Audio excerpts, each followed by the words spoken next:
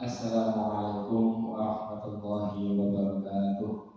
Bismillahirrahmanirrahim. Alhamdulillahirabbil alamin. Wassalatu wassalamu ala sayyidina Muhammadin wa ala alihi wa sahbihi ajma'in. Amma ba'du. Anak-anakku yang sangat kami banggakan, tiada kata yang patut kita ucapkan melainkan syukur kita pada Allah Subhanahu wa taala atas segala nikmat, khususnya nikmat sehat, nikmat kuat, nikmat istiqomah beribadah kepada Allah Subhanahu wa taala.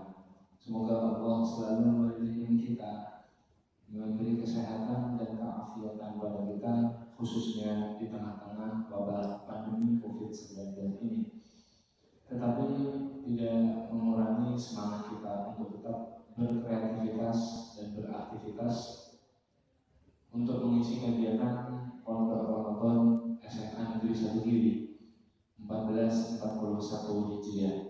Anak-anakku yang sangat kami banggakan, masuk pada materi kedua kali ini adalah fikih Ramadan. Perlu kita ketahui, puasa di bulan Ramadan istilahnya di buku fikih, di kitab fikih adalah as-shaum ataupun as-shiyam. Maka pengertian secara bahasa dikatakan bahwa as-shaum berarti menahan. Sedangkan pengertian secara istilah fikih, as-shaum adalah menahan diri dari hal-hal yang membatalkan puasa dari terbitnya fajar hingga terbenamnya matahari dengan niat tertentu. Oleh karena itu, bagus untuk kalian ketahui seluruhnya anakku, hal-hal yang membatalkan puasa ternyata ada beberapa hal yang telah dijelaskan oleh agama. Seperti yang pertama adalah termasuk membatalkan puasa masuknya sesuatu dari 4 lubang. Yang dimaksud 4 lubang di sini adalah 4 lubang yang menyambung sampai rongga bagian dalam, seperti hidung, juga mulut, juga 2 jalan depan dan belakang, atau kubul dan dubur. Ini 4 lubang ini jika kemasukan sesuatu maka itu bisa membatalkan puasa seseorang. Kemudian juga hal yang membatalkan puasa adalah muntah dengan sengaja. Berikutnya adalah gila meskipun sebentar. Dan berikutnya adalah mengeluarkan air mani dengan tangan misalnya. Ini adalah hal-hal yang membatalkan puasa. Dan juga berikutnya termasuk hal yang membatalkan puasa adalah murtad.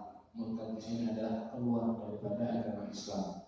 Na'udzubillah tsumma na'udzubillah. Oleh karenanya harus kita jaga ucapan kita, harus kita jaga perbuatan kita, harus kita jaga pula keyakinan kita. Karena yang namanya murtad itu kadang-kala dia disebabkan oleh ucapan yang salah, kadang-kala juga bisa disebabkan karena perbuatan yang salah, kadang-kala juga bisa disebabkan karena keyakinan yang salah. Oleh karenanya harus dijaga, jangan sampai ucapan, perbuatan, keyakinan bisa melenceng dari akidah Rasulullah SAW.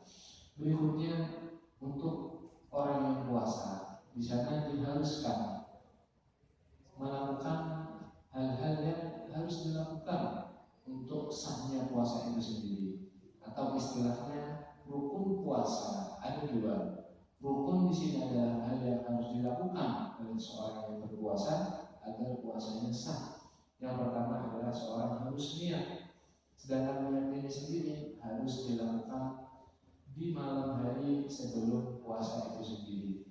Untuk waktu niat berawal dari maghrib. Ketika maghrib masuk, orang sudah boleh niat sampai berakhir dengan adzan subuh. Jadi di antara waktu itu, antara maghrib sampai subuh, itulah waktu seseorang mulai niat. Dan untuk di masyarakat yang biasa kita lakukan bersama, bahwa untuk niat kita sangat terbantu karena selalu diingatkan oleh imam tarawih kita. Biasanya setelah tarawih, setelah witir, setelah wirid, setelah doa, biasanya imam sepertinya imam memberi kode atau menuntut kita untuk membaca Bismillahirrahmanirrahim. Awal itu sama kedua, selain harus niat seseorang, yang kedua adalah harus menjaga dari hal-hal yang membatalkan puasa. Untuk hal yang membatalkan puasa tadi sudah dijelaskan, sedangkan hal-hal yang lain yang mungkin orang mengira itu adalah hal yang membatalkan puasa, padahal ada hal-hal yang tidak membatalkan puasa, namun di pikiran orang itu membatalkan puasa. Seperti pernah kita dengar di masyarakat, jangan ngomongin orang nanti batal puasanya, padahal itu tidak ada sangkut pautnya dengan batalnya puasa. Memang ada sangkut pautnya dengan kesempurnaan puasa seseorang.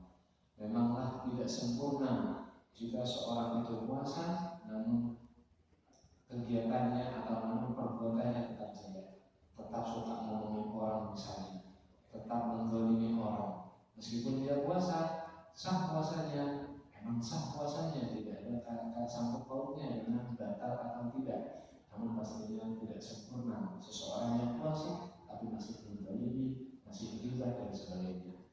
Dan juga tidak membatalkan puasa jika seseorang itu bisa melakukan hal-hal yang jelek, itu juga tidak membatalkan puasa, tapi cuma mengurangi kesempurnaan puasa. Demikian anak-anakku semuanya dirahmati oleh Allah. Semoga meskipun sedikit materi fikih Ramadan ini bisa menambah ilmu kalian semuanya. Tetap semangat.